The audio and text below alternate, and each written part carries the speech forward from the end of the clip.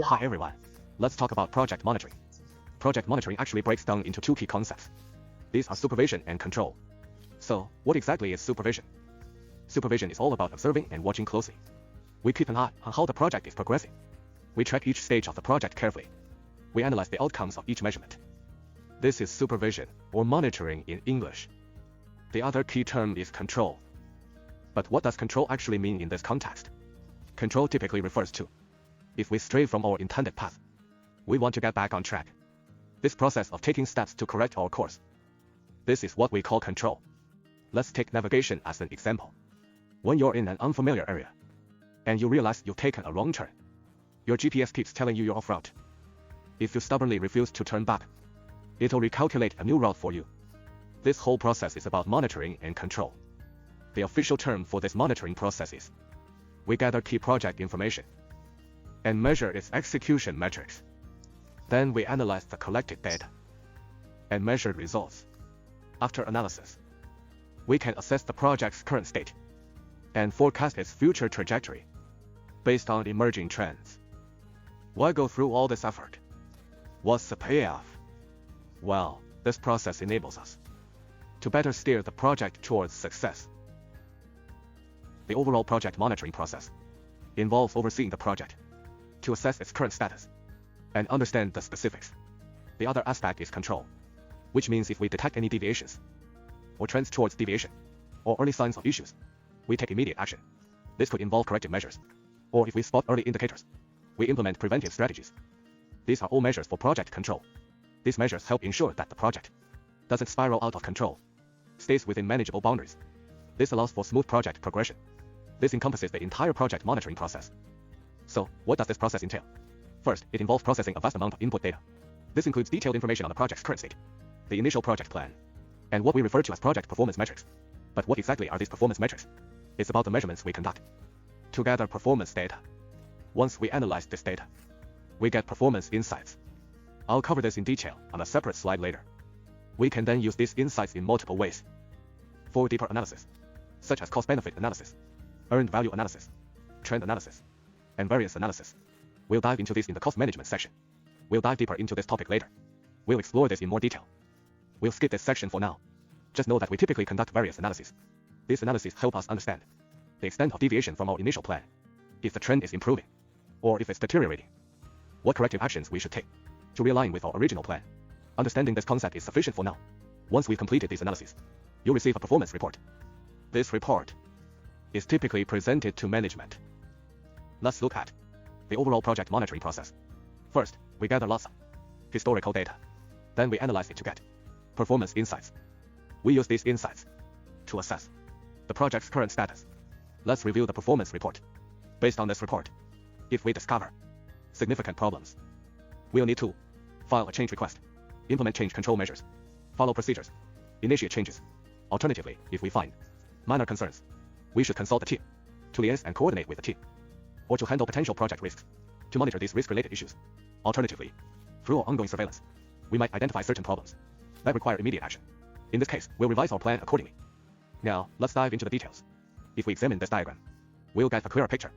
First, as we execute the project, every project starts with a plan. This plan becomes our project baseline, consisting of the scope baseline, schedule and cost parameters. These three fundamental benchmarks serve as our performance metrics.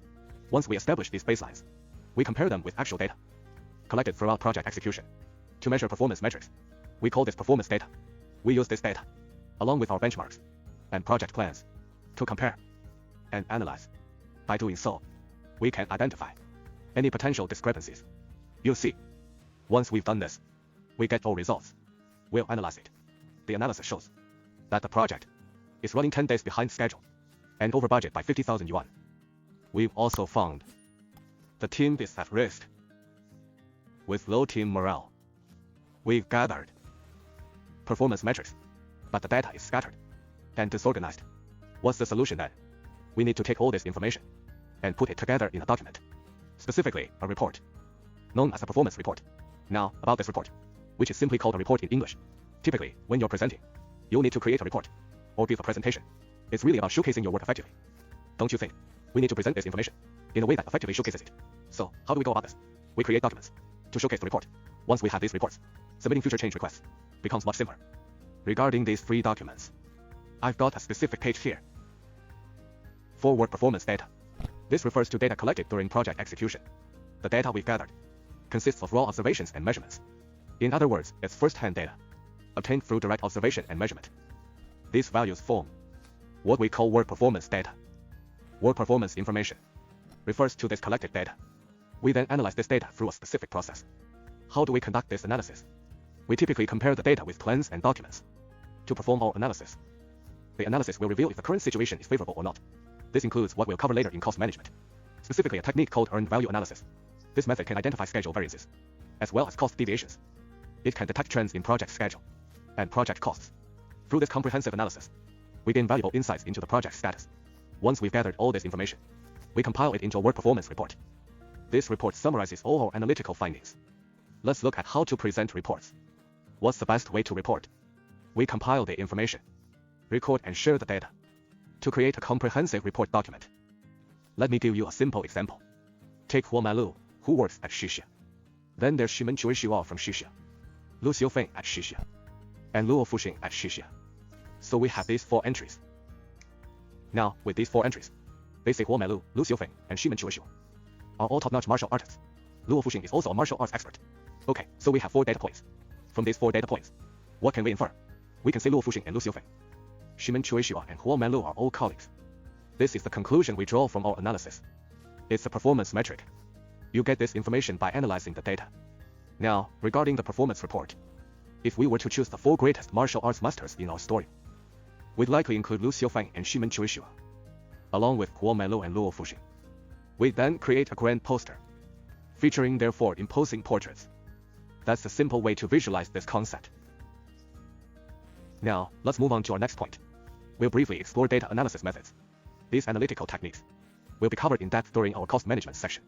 For now, let's just touch on the various types of data analysis available. These include variance analysis, trend analysis, and political analysis. We also have cost-benefit analysis and alternative option analysis. Let me break it down for you. Take this graph as an example. Here we have a timeline. This represents the work details, or in other words, the workload. This line represents the baseline. It shows the planned progress at each point in time, indicating the expected work completion. This represents our initial plan. The red line shows the actual progress, how much of the planned work was actually completed. We then look at the actual progress at a specific point and compare it to our initial plan. This comparison allows us to identify any variances. This process is called variance analysis. But what exactly is variance analysis? It's comparing baseline data to actual results. Or put another way, comparing actual results to the baseline. This helps identify any variances. It's more than just calculating a variance. There's another aspect to consider.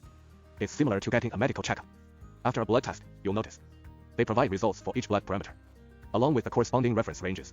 Similarly, after our variance analysis, we need to interpret the results to see if they fall within the expected range, or if they deviate significantly. If within the range, it indicates normal performance. If the value goes beyond this threshold, it signals a potential problem. That's how it works, right? This is what we call variance analysis. We'll cover variance analysis in detail later. Then there's trend analysis.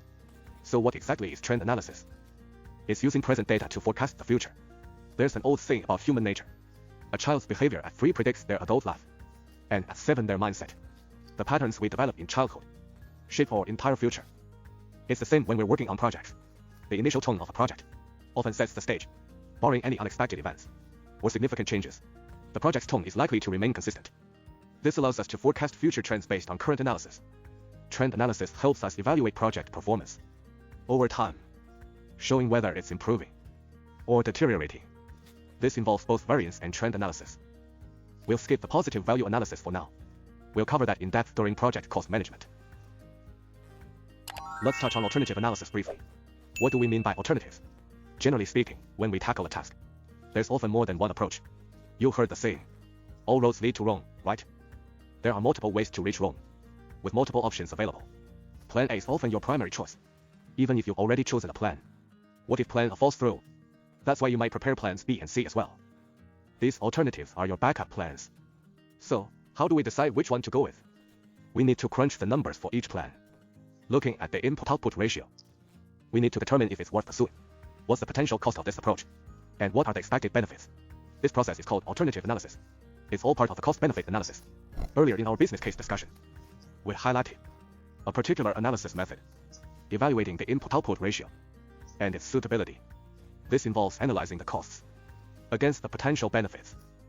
We'll gain some insight into various data analysis methods, which we'll explore in detail later. Now, let's consider what you might observe during the monitoring process. Sometimes things don't go exactly as planned.